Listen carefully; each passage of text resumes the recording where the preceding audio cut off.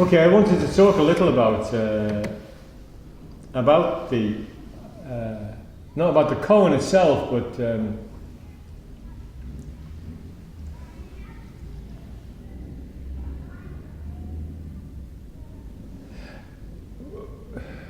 we talk about. I mean, all of us are interested. I'm sure the emphasis that's put on in Zen that there is a place where we can be, all of us can be, in which everything is okay. And I'll say a bit more about that. But if you read the last email from Andy, which I think you wrote in the last week, was it?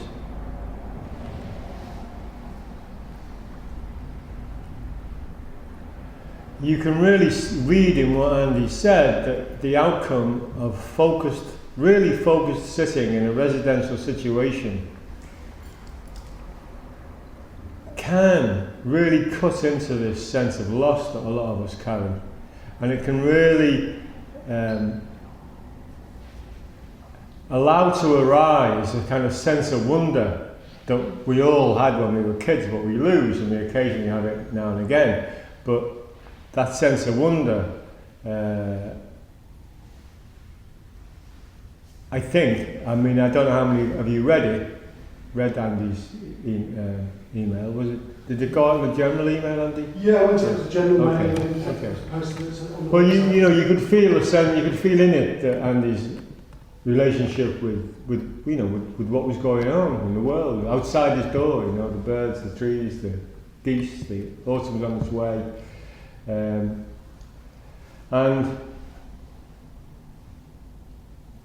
that is the place where we can all sometimes dwell, and that's the place that's the unborn undying, and that's the place where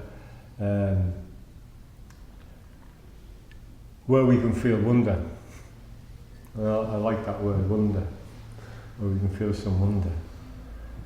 So I want to thank Andy again for his commitment and inspiration in sending that out, and that we could all actually share with him the comfort, if you like, or the closing of the gap that most of us have in our lives can be accomplished, and it's not something that you have to go to the outer reaches of Tibet or Mongolia or China for. You know, it is available to us all here. I also want to say that, notwithstanding that, to fully embrace our lives as they are and dwell in that place anyway is an ongoing and constant struggle. I think everybody will agree with me, won't they, that it's an ongoing, constant struggle, embracing your life.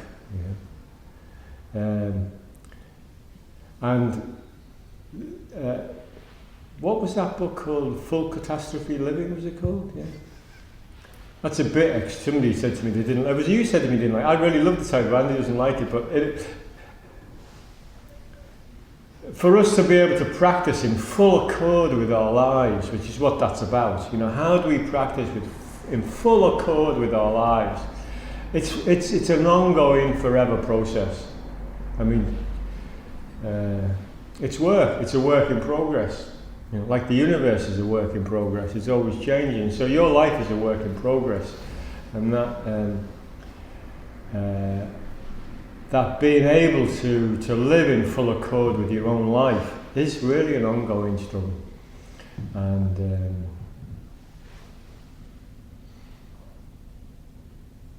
but for sure, over time, I think it does start to ease out, and there is more clarity, and we are more able to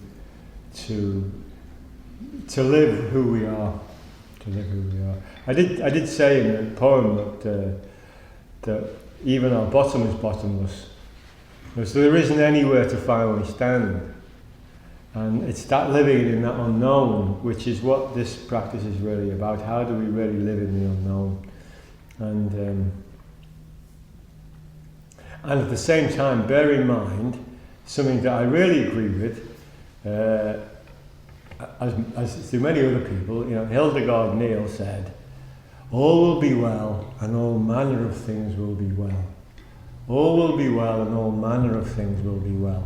From this perspective of wonder, that's true. And at the same time, there's so much wrong. You know, so much difficulty and suffering in the world. Those two things exist side by side, and how we manage to transcend those two things is in a way our practice, and it's our struggle.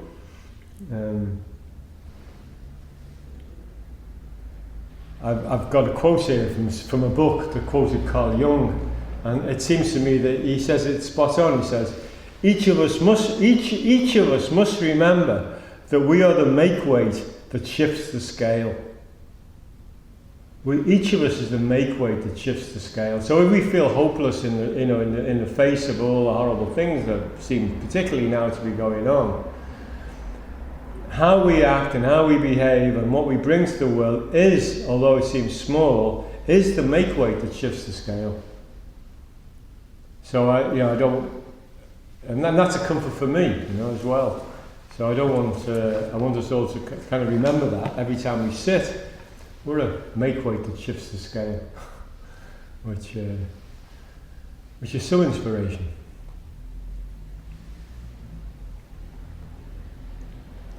And that brings me on to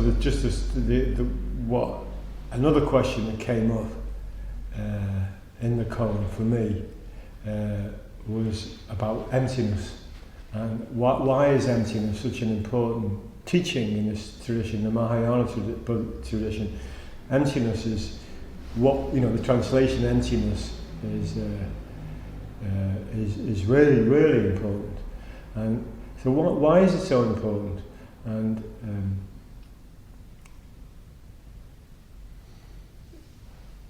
the crux of it for me is that it opens the door to a different way of being kind or being compassionate or of being understanding. Because it's a qualitatively different feeling if you're acting out of emptiness, if you can, in terms of how you respond to the world, than if you're acting out of your own personal self and your own concerns. So if we can kind of embrace and understand, or even have an experience of emptiness, then it frees us in a way from the concerns about who we are, what we're doing, what other people think about us, what we think about them. All those things that get in the way of being able to give freely. So it also, and this is a source I know, confusion and some difficulty for some folk, emptiness allows us to act appropriately to the situation. It frees us from a fixed moral code, which is a dangerous thing to say. Very dangerous thing to say. It frees us from a fixed moral code. But I only say it because I believe that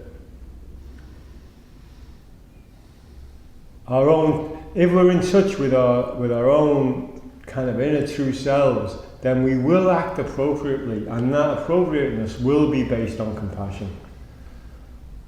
So the moral code can go out the window at that point.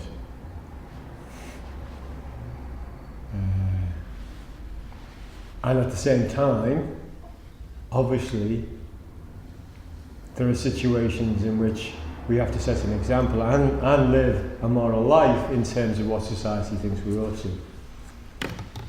But ideally, it's acting spontaneously, without self-consciousness, appropriately to the situation you find yourself in, and the trust that you can develop in yourself in order to feel confident to do that, in my experience, comes out of, at least to begin with, concentrated sitting or practice. Because what sitting does for us is it allows us to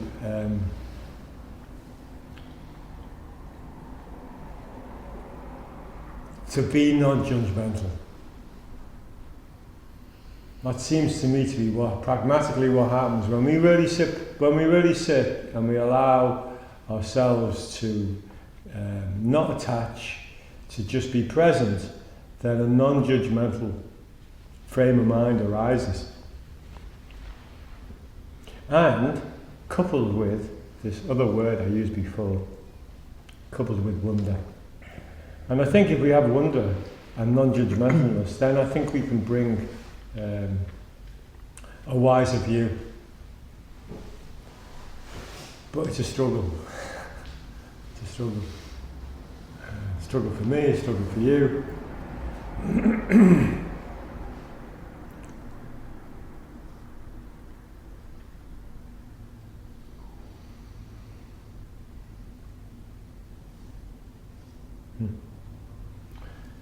Jung also said that drops of water carve mountain ranges, which is nice.